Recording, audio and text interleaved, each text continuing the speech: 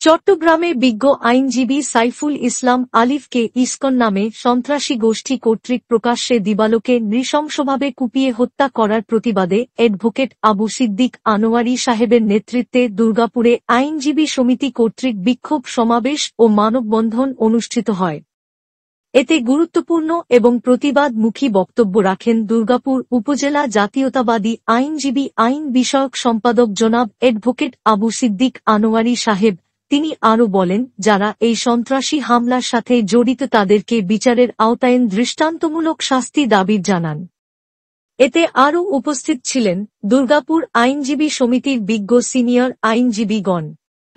বিস্তারিত থাকছে দুর্গাপুর থেকে শাহজাহানের প্রতিবেদনে। এই প্রতিবাদ সমাবেশ করছি। আমরা সকলে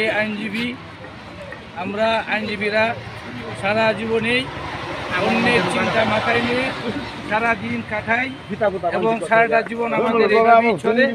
অথচ এই আইনজীবীরা তারা তাদের হকের জন্য, তাদের অধিকার আদায়ের জন্য জীবন পর্যন্ত দিতে হয়। আজকে আমাদের এই সাইফুল ইসলাম, সে তার এই মামলার